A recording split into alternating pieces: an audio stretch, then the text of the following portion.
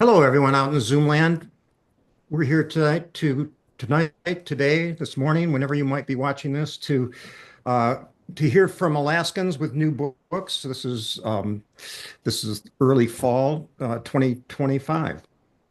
Well, we're going to talk to three writers and ask them six questions and hear a little from their work, and they won't have any wrong answers for us.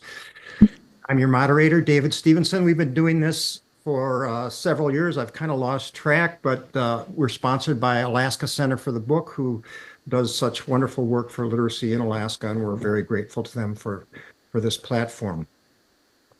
I'm going to introduce our readers, and then they'll read a little selection from their new work, and we'll have a conversation. First up is Sara Birdsall from Talkeetna. Her new book is called Hill of Dead Horses. We're looking forward to hearing from that. We have Rich Chiappone from Homer. His new book, which isn't quite out yet, is called Killing Alaska. And Marybeth Holleman, whose book Bloom Again was just recently published. So I'm David Stevenson, your host, and here we go. We'll have Sara Birdsall kick us off with a little reading, maybe contextualize what she's going to read and read from her work for a few minutes. Thanks, Sara. Thank you, and thanks for having me here. Hill of Dead Horses is about regret, our responsibilities to each other, and the idea that we never really leave the past behind, but it's always kind of following us around. And I'm going to read from a section that's about halfway through the book where a character called Harry, who works at a wilderness hotel in the fall of 1927, follows another character that he's kind of obsessed with, Sonia, out into the hills that face the hotel and witnesses an encounter between Sonia and this wilderness trapper guy that lives out there. So this is from Harry's point of view. The way she held him, it was deeper than most things. I could see that. It was more than youthful desire, more than friendship, more than simply love, even. It was tangled and complicated, and there was something in it like the river, strong and fierce and deep and eternal. He was crying, for God's sake, on her shoulder, this tough, dark fellow, and she was up on her tiptoes, holding him, saving him. That's what I thought as I watched. She was saving him from whatever it was he had done to her, because I was quite certain, as I watched them, that somewhere along the line he had caused her great pain. Somewhere along the line they had loved each other. That was also pretty plain. I should have turned back. I should never have started to follow her to begin with. I knew that. It made me look bad. It made me feel bad right on the spot as I watched them together through the hotel's binoculars like a proper spy, the two of them wrapped in a moment of something that was so very personal and painfully private. As I'd slunk along trying to keep out of sight, I'd convinced myself that I was looking out for her. I would be there if she needed help, if she got lost, for example. And at one point it looked like she did. She spun around looking, searching, though from my vantage point I could see Jackson there, sitting quietly, waiting for her to see him. When I finally, and much too late, turned away, I remembered something my Aunt Cora once said when I was a boy and she took me down to the mud flats that ringed Anchorage's Turnagain Arm, not too far from where my and my folks' house was, one day when the tide was out. She was warning me about the dangers of the flats, how they looked so calm and smooth and easy, like you could walk way out on them to where the water was now and be someplace you couldn't be when the tide was in. I had thought about that lots of times. I'd wanted to ride my bike out there, as a matter of fact. It seemed mysterious to stand where the water was deep and not have to get the least bit wet to do it, except, well, I knew enough to know I'd probably get pretty muddy, especially if I rode my bike. Cora said, "That long, glossy beach isn't what it looks like, Harry. It's full of a danger you can't see, and that's hard to imagine being real, like real to the point that it could take your life. There are places in those flats where you're, I'm sorry, someone talking? Okay. Cora said, that long, glossy beach isn't what it looks like, Harry. It's full of a danger you can't see, and that's hard to imagine being real, like real to the point that it could take your life. There are places in those flats where your feet will sink and mud will grab hold of you and you won't be able to move.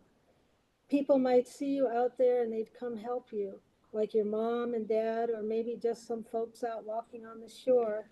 And try as they might, they wouldn't be able to get you out. Someone would fetch the fire brigade and they wouldn't be able to get you out. All the fellows from the whole town might even come all together and they would not be able to get you out. And you'd be stuck there, Harry, out on those flats. I shrugged. It didn't sound too bad, though I wasn't sure how I'd be able to eat or go to the bathroom. Though for that first concern, I was sure my mother would bring me out some dinner and maybe some blankets if I was cold. Now that's a problem, Harry, being stuck out on those flats, Cora continued. You might think it might not be too bad, and that eventually someone would be able to figure out how to get you out.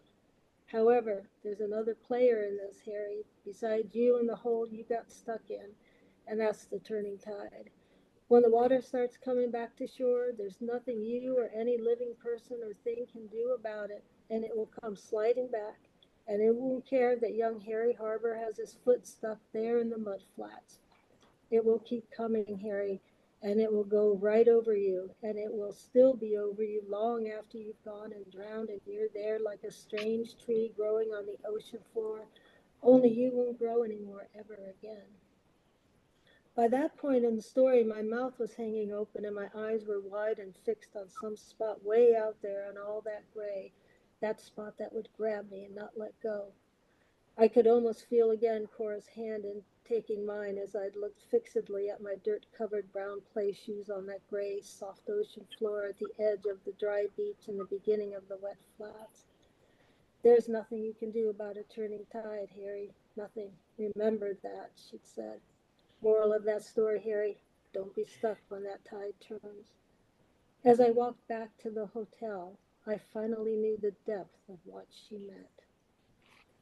Thank you. You're welcome, Sarah. That's such a scary thought. Jim Sweeney just wrote a Substack post on a woman who died in the mud flats and the heroic failed efforts of Girdwood troopers to get her out and all the changes they made after that. But boy, it's a scary thought. Very dramatic. For sure. Thank you. All right, Rich, I guess we'll go alphabetically, and here you are. All right, Killing Alaska is my second novel, and it's somewhat of a sequel to The Hunger of Crows, my first novel from 2021. So this is a crime novel set in Homer, a commercial novel. It's a serial comic depiction of the ongoing angst here in Homer among all of the older people who have been here a long time, now facing the changes that Homer is undergoing. It's growing very rapidly. If you've been down here lately, you've seen all the houses, all new businesses. There's all kinds of stuff proposed. It's changing, and not everybody is taking it well. But this is a kind of a comic version of that, sardonically sending up this whole idea. And my main character is a guy named Phil McDermott, who I introduced in my story collection from last year. He's a guy whose granddaughter comes to live with him in Homer, and so that's a big change in his life. In this opening scene, Phil meets, Phil's his own worst enemy, like a lot of interesting characters in fiction, not to mention writers. I'm just going to read this beginning of this. Phil McDermott is in the Chamonix tackle barn, halfway down the aisle of fillet knives and halibut gaffs, when a square-jawed man wearing a gray sport coat, pink shirt, crisp jeans, and tan loafers steps in front of him. The sporty outfit looks more than a little incongruous in a gear shop full of Carhartt-clad fishermen and boat mechanics, and Phil would chuckle with the insider privilege of a longtime local, if it were anyone but this guy. "Phil, am I right or am I right?" the man says to him, much too brightly to be genuine. Huge grin, miles of teeth, not a trace of warmth. He has some kind of accent. New York, New Jersey, maybe. The distinctions between them escape Phil. The man taps his own lapels with his fingertips. "Nicky Calvati," he says. "Calvati Properties." More teeth. Oh, Phil knows who Nicky Calvati is, all right. Only a couple days before this, Phil's ill-considered affair with Calvati's wife, Julie Calvati, went catastrophically public. Until now, he's been lucky enough to avoid her aggrieved husband. Not easy in a town with only 2 gas stations, 3 grocery stores, and 4 banks. He really didn't expect to run into the guy in a tackle shop. Nicky Calvati doesn't look like he's ever seen a fish that wasn't battered, fried, and sitting on a plate with coleslaw. "Nicky?" Bill sputters and runs out of anything to follow that with. Clearly, Calvati's expecting something more from him. But what do you say to a man when you've just been caught sleeping with his wife, especially a man with Nicky Calvati's reputation? The guys at Phil's boatyard think that Nicky is a mobster hiding in Homer. The unspoken rule in this town is, if you haven't heard a new rumor by 9 in the morning, start one. Down at the Sea Dog Cafe, Phil's coffee spot, one of the morning regulars said, "Jesus, Phil, a mob wife? The fuck are you thinking?" In his own defense, Phil would say that he generally does not pursue other men's wives. He took his own marriage seriously and was as faithful and monogamous as a Canada goose. But in the decade and a half since his divorce, he's discovered that women find his wholesome, Midwestern good looks surprisingly desirable. That's great. Though given the limited number of available women in a town this small, there have been some painfully long gaps between romances. He was suffering an extended dry spell when Julie Calvati first looked his way over the oysters out at the seafood co-op. He couldn't have resisted her if she had been blissfully wed to Vlad the Impaler. And now all he can think about is her husband, a professional leg breaker, making his kneecaps into maracas. Phil blames it all on Julie's exaggerated beauty, huge brown eyes, cheekbones that could support a bridge, and the shiniest, blackest hair he's ever seen on anything that doesn't duck or retrieve ducks. Despite being married to a guy with a crime novel reputation, Julie Calvati exudes an air of tweedy East Coast sophistication, always meticulously overdressed and way overcoiffed for Homer's casual vibe, and she makes very little effort to fit in. Once he asked her to go to a contra dance, and she sneered, "Hillbilly music, Phil? I don't think so." Phil said, "It's not hillbilly music. It's more like bluegrass." And Julie said, "Oh, bluegrass, which is what? Music for hillbillies who listen to public radio?" In short, Julie Calvati doesn't look like she would choose to live in a small fishing town on the coast of Alaska. She doesn't look like she'd even care to visit one. So why did she hook up with Phil McDermott, a simple boatyard owner? He's heard it said that she only used him as a pry bar to get out from under her gangster husband. Poor me, he thinks, seduced and manipulated by one of the most beautiful women in town. Try getting sympathy for that from the guys down at the boatyard. "So, Phil," the still smiling Nicky Calvati says. He picks up a gleaming aluminum gaff off the wall display, pulls the plastic safety cap off the tip of the giant hook, and holds it up inches from Phil's face. "Tell me the truth," he says. "This looks sharp enough to you?" You can see the tone of this thing is pretty silly. But anyway, there it is, Killing Alaska. Thanks, Rich. Yeah. All right. Now we're on to Marybeth. Take it away. I love how different all these books are. So mine is at root a story about relationship, but between the two main characters, one in Alaska, one in North Carolina. It's between humans and different cultures, between humans and the beyond human world. So beyond those two main characters, there's a polar bear, there's a ginkgo tree, there are specific non-human beings who are important to the arc and pulse of the story. So It's a story about how ordinary people in their everyday lives respond to a big, amorphous environmental catastrophe. And it's also a coming of age story of a different stripe. So I'm going to read a brief section from the Alaska main character's perspective. Elise is a visual painter in Anchorage. She's become aware of the plight of polar bears in the warming Arctic. And she's had a very visceral response, a very emotional response, and been haunted by it. So she started to go sit in front of the polar bear at the Alaska Zoo, whose name is Binky. She says she's there to paint, but really she's not really sure why she's spending all this time in front of this zoo bear. Elise is daydreaming in front of Binky's enclosure. It's a sunny October day, but there's still a nearly constant crowd watching the polar bear, what with fall field trips for elementary schools, an increasing number of shoulder season tourists, and the fall season becoming longer, more mild, colors changing later and later. She's looking forward to winter when she could be the only visitor at the entire zoo.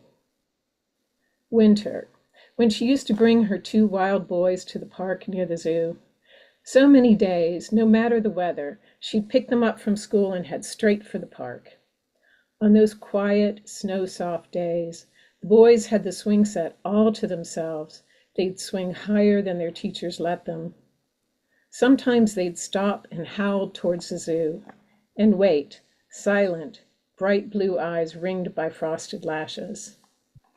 And sometimes the wolves answered, their beautiful mourning for freedom ringing through Elise's very skin. If only she could paint that, she now thinks, that howling and its bodily reverberations. Her reverie is broken by a group of foreign visitors clapping their hands.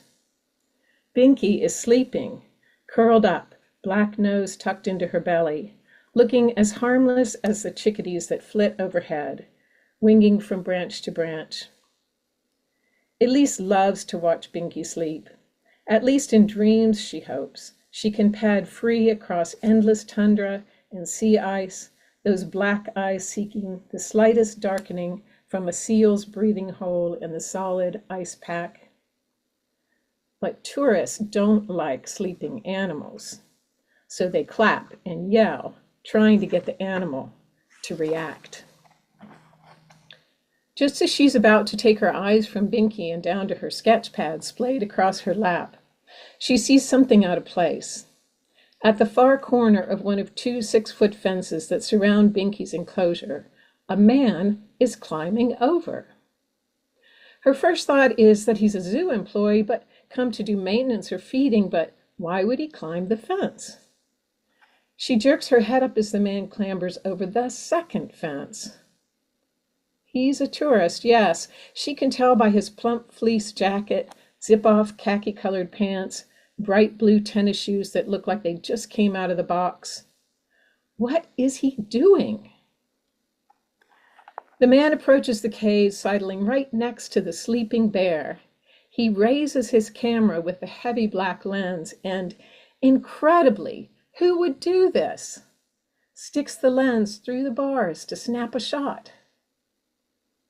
That does it. The bear wakes up, jumps to her feet, and lunges, one giant paw surging through the bars to grab the brightest, closest thing, a leg sporting the blue tennis shoe. The man pulls, but now Binky has his calf firmly in her jaws. People scream and yell at Binky to let go. 2 people climb the fences, break off some willow branches, and begin beating Binky with them. Everyone is yelling, screaming, crying, and then Binky drops the leg, bites the blue shoe, tears it off.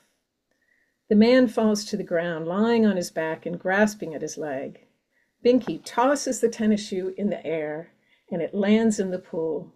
She leaps in after her new toy. The man is carried out by zoo attendants and 2 visitors.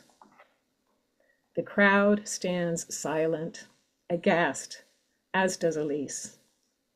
Then they chuckle, point, and snap photos of the white bear playing with the blue shoe. Not Elise. A heat rises from her legs to her face. Why in the hell would anyone in their right mind do such a stupid thing? What rises in that blood-boiling place is this: my bear. How could that stupid tourist mess around with my bear? And what will become of Binky? A river of fear through her chest. Will they have to kill her now that she's attacked a visitor, even if that visitor was the one who put them both in danger? On the front page of the paper the next morning, there's Binky with a tennis shoe in her mouth. That photo circles the globe like wildfire, making Binky as famous as Annabelle the elephant, who learned to draw with her trunk and whose paintings sold at the gift shop and auctions around the state.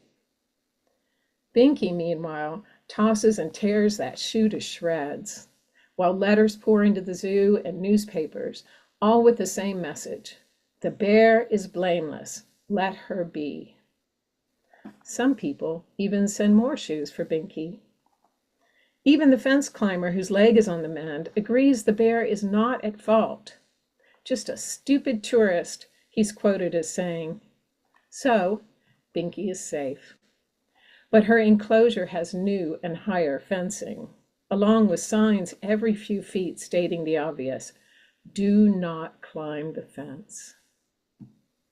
The signs, the fence, the entire spectacle all make Elise feel even farther away from the polar bear, farther away from finding whatever she is looking for. After a few more attempts to paint that luminescent fur, she gives up.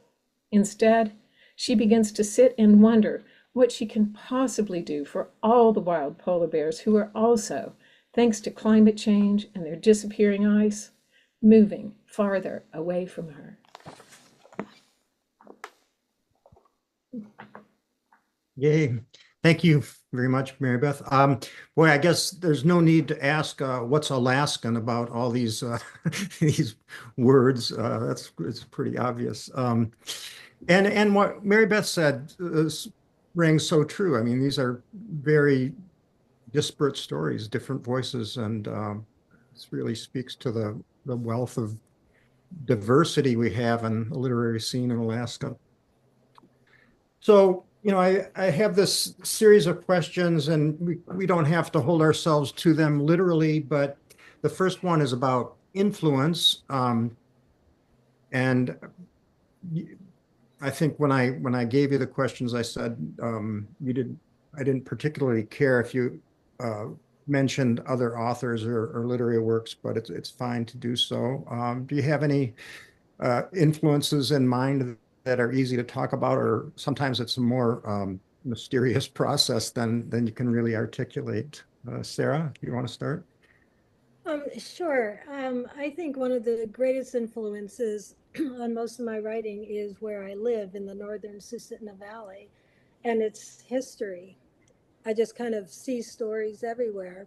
And especially with Hill of Dead Horses, it's set in a fictionalized version of the old Curry Hotel, which was this 75-room hotel that about 20 miles north of Talkeetna, along the railroad tracks between the tracks and on this little spot of land between the tracks and the river, Susitna River.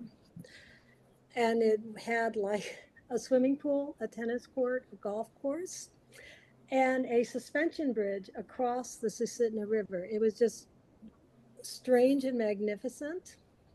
It was called the Palace in the Wilderness. And there's nothing there anymore. Everything's completely vanished. And so I've always been really kind of haunted by that and inspired by it. Like, that's a great place for a story. Yeah, that is a great place, especially the fact that you have to recreate it from mostly your imagination, I would expect. There are photos, I mean, and there's some accounts of people, who wrote down their experiences there. Um, but I fictionalized it because I did have to make a lot of stuff up. And I also had to change a few things to fit my story. So did the train stop there? Yeah, that was the whole purpose of it. It was halfway between Seward and Fairbanks, and the old coal-fueled trains couldn't make it the whole way in one day. So they had this, I guess, an automatic guest list.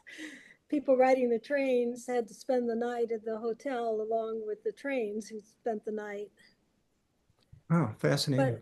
But then when the diesel trains came along, it kind of negated the need for the hotel for that purpose, and it carried on for a while, but kept kind of dwindling and dwindling. And then there was a new hotel built up further closer to the park, and and then it burned down in 1957 and was never rebuilt. And there was a whole lot of buildings there for workers and stuff, and the railroad basically just mowed everything down. And so now there's just kind of, remnants in the dirt. Wow, fascinating. Mhm. Thank you. Rich, influence? I think one of the things that has affected my writing in recent years is simply aging. That I've only been at it about 40 years. I got a late start, and I took a class with Sara Birdsall in 1986 or 87. Sarah was only 3 years old at the time. And anyway, at that time, I wanted to. I had been out of college for about 20 years. I dropped out in the 60s, and I wanted to impress everybody. I wanted people to think I was smart and so forth. And so I was trying to write like great writers.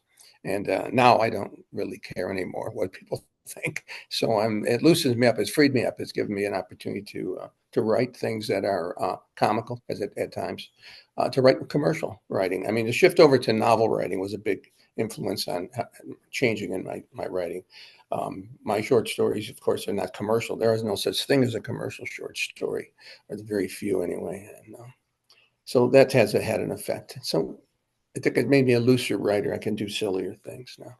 Get in touch with my inner smart aleck. Oh, you were out of touch with that inner smart aleck? Not since I've known you. Well, I think I'm getting worse, David. That's all I can tell you. Oh, one thing about aging is that for me, it's definitely reduced procrastination with, Yeah, don't put it off. it's like pretty much now or never every time I sit down to write. Like Maggie Smith, the actress in that wonderful movie, the Best Exotic Marigold Hotel, says, at my age, she says, I don't even buy green bananas. Right. So yeah, don't put anything off. Yeah, very good. Thanks, Rich. Mary Beth, how do you answer that question? Well, my influence, first of all, this is my first foray into fiction. This is my first novel. All my other books have been poetry or nonfiction. So I guess that's my experimental phase as I'm aging. But my influences for this one are just like everything. Like Binky the polar bear was a real bear in the zoo. There's a polar bear with whom I almost touch noses in Kaktovik, and for whom the book is dedicated. There's the ginkgo tree where I grew up in North Carolina. There's kudzu that I hung out with in North Carolina. There's the Appalachians, the Chugach, the Arctic, the plant fossil from Sutton. I mean, these are the influences on my work, are all these like non-human beings that I've gotten to spend time with in my life. And it was really fun to write fiction and bring all that in fiction rather than nonfiction, where I have tried to always be precise to the, what actually happened. I never made anything up in my nonfiction. But this book is also very realistic. I didn't want to go into the fantasy world with it. Much like Sarah's work, it's like it's drawing on real life, and staying in that place of it either did happen or could happen or is happening. But yeah, I just other influences, the science and the arts. I've always loved science and art, and that plays a big part in this book. And poetry everywhere and anywhere. It just feeds me all the time. So yeah, Very cool. very general. mentioned there was a big amorphous catastrophe. Is that in the background of the book? By catastrophe, it's a slow moving one, which is what climate change is. It's like it's been happening for a long time, and it's like slowly, like it's a monster slowly coming at you. And so for these two characters, it starts to become unavoidable. It starts to affect them in the things that they personally in their personal life care about. Yeah. So would you, people don't usually characterize their own books this way, but could it be called climate fiction? It has been, yes. Has been already. Okay. It has been already. And I would say, a lot of climate fiction goes into sort of sci-fi, goes into science fiction and goes beyond what we know is reality now, and mine does not. It really stays rooted in that. I wanted to keep it rooted in that. I wanted to keep my characters pretty ordinary people. They have no special powers or fame or money or anything like that. So in that sense, it's a little bit different, but it has been characterized that way. I always kind of hesitate with labels, but maybe I shouldn't. I don't know, because it's also very much a book about women, and I don't. Stop me if I'm talking too much, but the other part of the story is that it's the women of a certain age where their kids are fledged, their careers are set, their lives are kind of settled, but they could leap, they could do something entirely different, and that feeling that a lot of us can get in mid or later life, where it's like, I could do something entirely different. What if I'd done that? And that's an important part of the story, is that feeling of taking a chance. Good answer.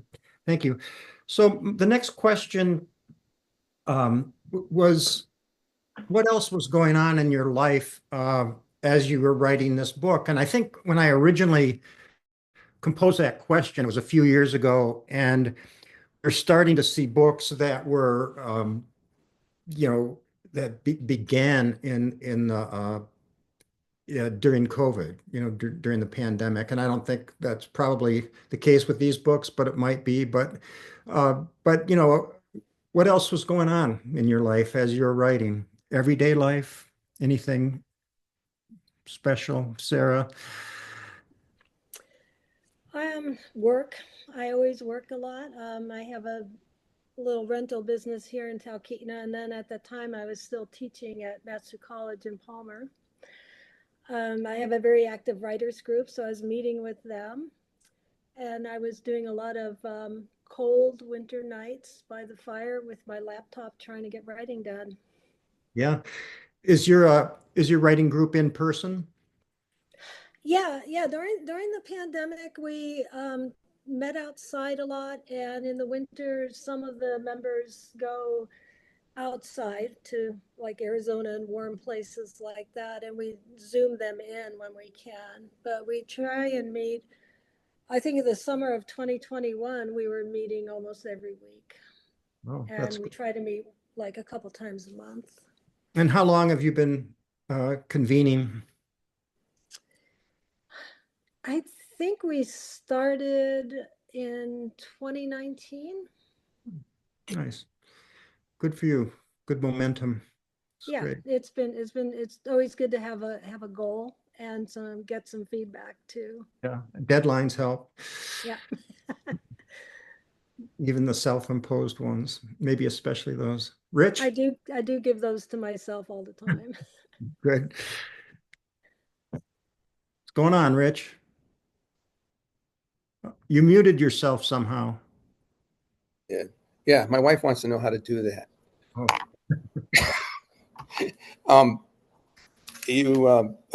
Well, this book started as the other one was out. It came out, so this book started right about the same time, maybe 4 years ago. I hadn't planned on writing a sequel. When I first sold my first book, they asked me to do a 2-book deal, and I turned that down because I didn't want to be locked into. I hate to promise to write something.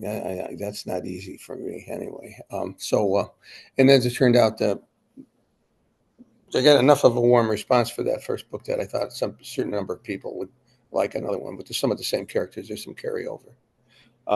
So it's so 4 years ago. I mean, the pandemic was a big going on. My wife's retirement, that's a big one. Lynn, I retired from 31 years as being a school counselor. I had back surgery again recently. A loved one fighting cancer, and the almost constant flow of obituaries of people that I know coming up in the newspaper. You know, you get to a certain age and you start outliving your friends, which I guess is a blessing, but it's no fun necessarily. So yeah, that's all that stuff going on. Yeah, that's the stuff I know about. Yeah. Yeah, then it was the demolition of the MFA program. That was a big one for me emotionally. And yeah, so anyway, Yeah. Well, thanks. Mary Beth. So when I looked at that question, I just kind of had this image of me sitting at my desk and all life swirling around me like some big chaotic whatever. I don't know. I'm sitting at my desk. So it was really hard to remember what was going on when I first wrote this. I think my son was in his final stages of fledging, so that was part of it. I was mostly writing poetry, and this was just sort of writing practice at the beginning, this novel. I didn't think it'd really go anywhere. I was probably still doing what I always do, which is to get out whenever I can and hike these mountains with my dogs and kayak in the Sound and try to grow tomatoes in my little tiny greenhouse. So I can't really remember any big things that happened. It was lovely to write it, the first draft, not the revisions, but the first draft, because it was so new to me. It was just like playing a game, and I really enjoyed it. But yeah, all that. Cool. Life going around. Yeah, first drafts are a game, and revisions are work. Yeah, you're right. Yeah, you're right. And Rich, I wanted to say I love that you're doing a sequel because I had a reader tell me that she slowed down when she started to get near the end of my book because she didn't want to leave the characters. And I'm like, yes, that's what you want to hear. Yes, it is. I don't see a sequel, nice. but I love that you're doing one. Yeah, same. So if you weren't writing, most of us do other things besides write, obviously, especially for money. But if you weren't writing, what would take the place of that in your life? What kinds of things? And I guess we'll just keep going in the same order, Sarah. If that's okay. I've always had this fantasy of working in a bookstore. I think that's what I would love to do. And or be a librarian, anywhere where there's lots of books and where I can like open boxes of books. So that's pretty much it. That's a good one. Rich? Yeah, I would make movies. I think that movies are the greatest art form ever invented. They incorporate so many of the other things, you know, obviously the dramaturgy. Yeah, you know, one of those political spam calls coming in there. But also, you know, music and sound and light and it's just movies are just fantastic. I wish I had gone out west or something and made movies when I was a kid. But, too late for that now. Anyway, other than that, I mean, I have a lot of other hobbies of things that I like to do, but I wouldn't want to do them as a career. I love to cook. I cook a lot. We have people over for dinner 3 nights a week, probably. You know, I'm always cooking for people, and I like doing that. Gives me a chance to show off, which is something I'm good at, and David knows. I like fishing, of course. I go fishing all the time, different places around the world. So I don't know. I have a lot of hobbies. Guy with a lot of hobbies. Never bored. Good. Mary Beth? I have a very specific answer because I have thought about this. I would be a wilderness ranger who does oil painting in her spare time and studies lycopods. That's a very specific answer. But I would also want to be a traveling wilderness ranger so that I could be a wilderness ranger in different parts of the world. So That's my goal next time around. Marybeth, that sounds like one of my friend's daughters just said she wanted to be a cowgirl ballerina astronaut or something. And that's Yeah, what that why is. not? Why not? Why not imagine? Yeah. And the thing is that like, I just think of like my dad was an engineer, and for a long time he thought he just had to be an engineer and had to do that the rest of his life. But then something happened in his 50s. He couldn't do that anymore. He had this whole new thing going on. And I feel like it's really important for people to know they don't have to just do one thing. And we writers know that because we can't just do one thing. Writing's not going to cut it, unless you go commercial like Rich. But yeah. Oh, yeah, that's it. Yeah. One time at the camp near the campus where I used to work before UAA, I was walking with my young son. He must have been like 8, and a student walked by and said, "Hi, Dr. Stevenson," and my kid goes, like, and then I said, "Well, actually, I am a doctor. I'm a doctor of books." And like about 5 years later, he said, "I thought you went to the office with scotch tape and glue and repaired books for your career." I mean, and and then I thought about that, and I thought, yeah, that wouldn't be so bad. I'd like doing that actually, but yeah, that was his impression of what a doctor of books was. All right, so craft elements. What do you feel comes easy to you, and what what would you like gifted to you for your next work? What, what what's easy for you, Sarah, or easier? Um, I think I'm good at making up beginnings and ends, thinking of initially beginnings and ends, but it's all the middle stuff in between. That's hard. I'd like to think that I managed to capture Alaska and a sense of place in my stuff. That's always my goal. I'd really like to get better at more poetry in my prose, and I'd also like to. I've never quite mastered the use of third person, like an omniscient third person. And I read books by other authors like Orbital by Samantha Harvey, which is weaving in and out of the different characters. And I've always been very cowardly with third person in that, okay, I'm going into, Harry's point of view now. I'm just going to start a new section. I don't ever try to blend them in, but I'd love to be one of those writers that just meanders through his or her characters. Maybe Yeah, someday. maybe someday. Good, thanks. Rich?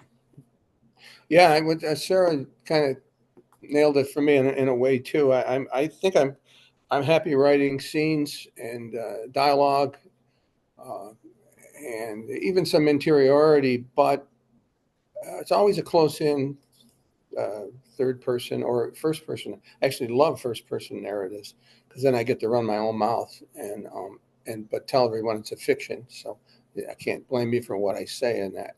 And I would like to be able to do an omniscient, complex, philosophical type narrator, but I don't see that happening in this lifetime. So anyway, Yeah, I'm with Sarah. good. Mary Beth? Well, I think my strengths are in describing the natural world and poetic phrasing. Reading poetry, writing poetry, I think helps with my prose. And description in general.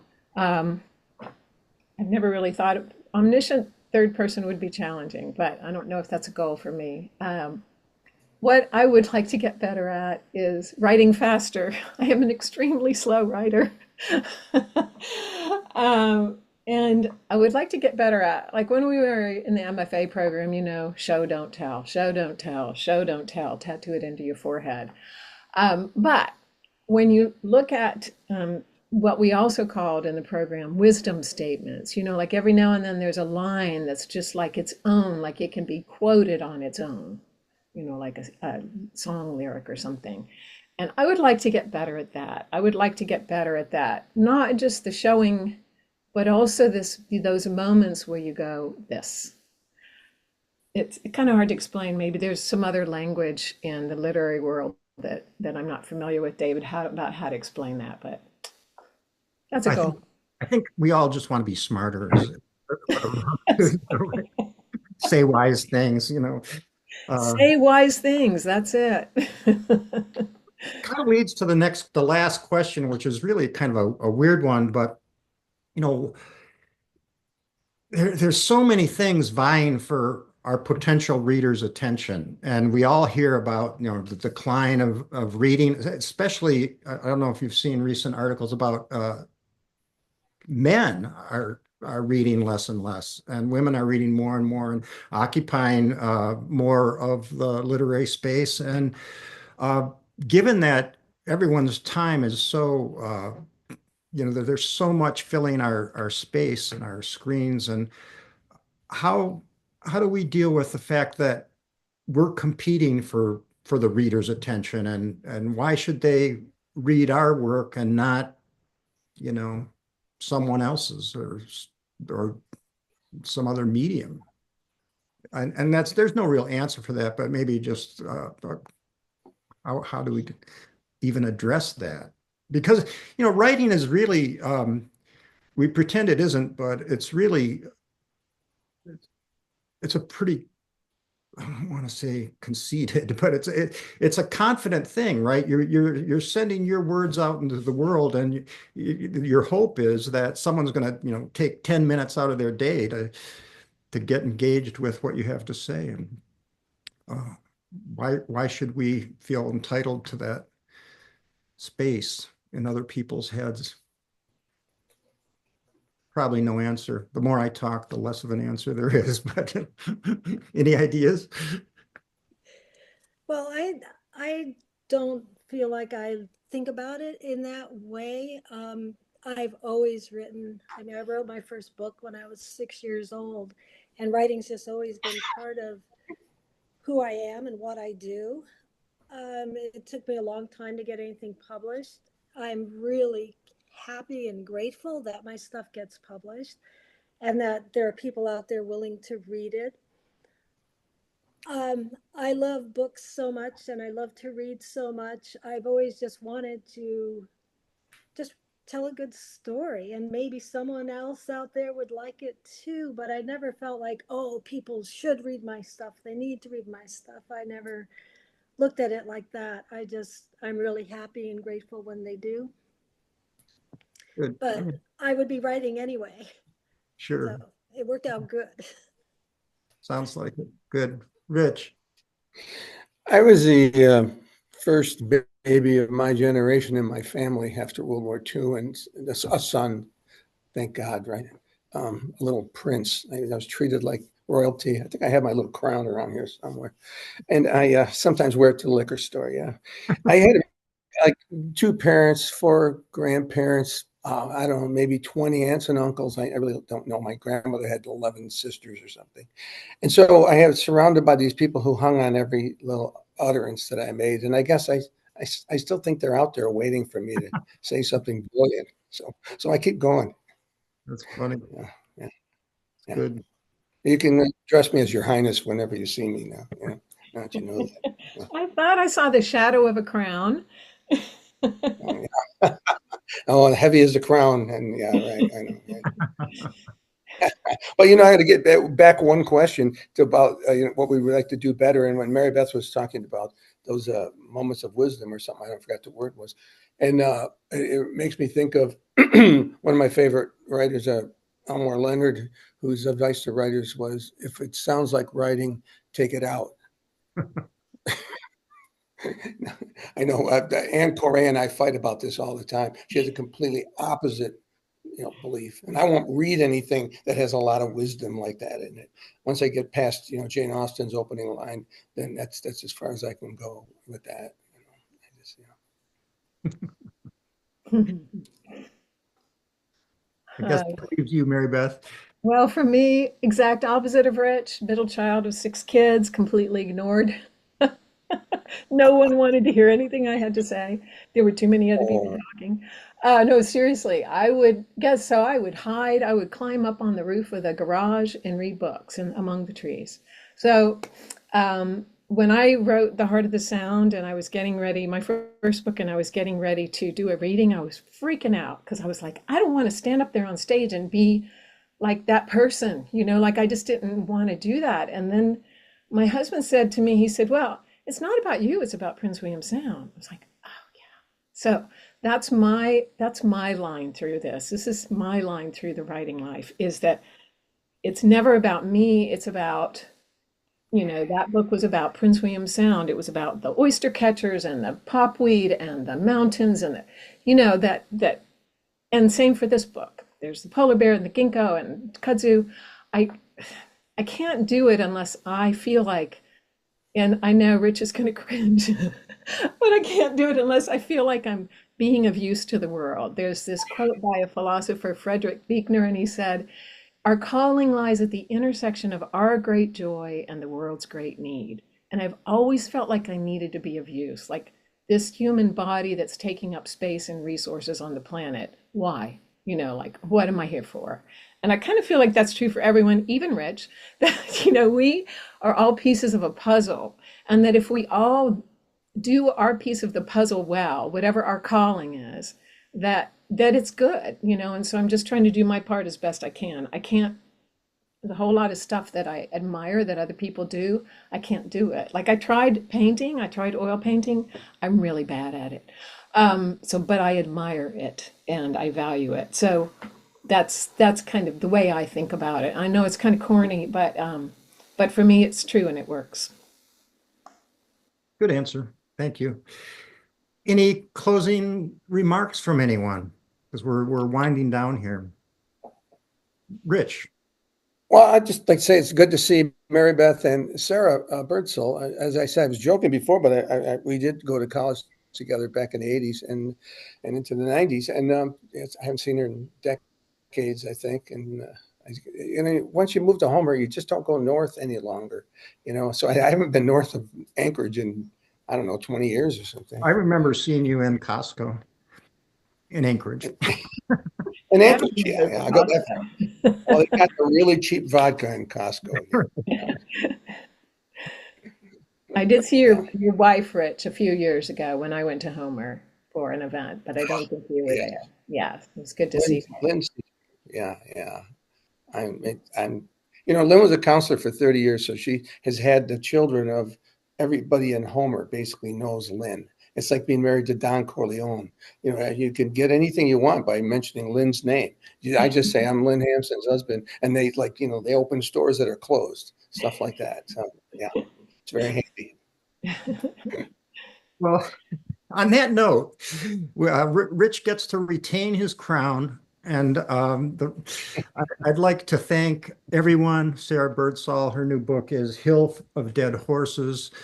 Rich Chiappone, whose book is coming out next year, Killing Alaska, and Marybeth Holleman, whose novel Bloom Again, her first fiction work, is out right now. So thanks, everybody. And I really also want to thank the behind the scenes persons, Lila Vaught and Trish Jenkins of Alaska Center for the Book, for hosting us and doing all the great work for literacy in Alaska that they do. And it almost always is behind the scenes. And they're great advocates to have for our work and our readers. So. And David, thank you too for moderating and doing such a great job. It was fun talking. Yep. Good to see you, David. It's always fun to hear you guys, and glad everyone's getting new work done. It's wonderful and great for the readers. Buy these books, read them, love them. What are you writing, David? Do you have a new book coming out? I have a book under contract it's coming out next year. It's an essay collection. It's called Securing the Shadows, Writing at the Crossroads, Notes at the Crossroads of Mountains, Loss, and Writing. Torrey House Press. I'm looking forward to that. I'm supposedly in the editing process, but they're not giving me much feedback yet. So it's because it's perfect. Congratulations, David. That sounds wonderful. Appreciate it. But great to see everybody. Have a great afternoon. If I can, I Thank you. should say my book is coming out from Coffeetown Books Press, and they're an imprint of Epicenter. I just give them a little nod here. Thank you. You're welcome. Thanks, everybody. Bye, everybody.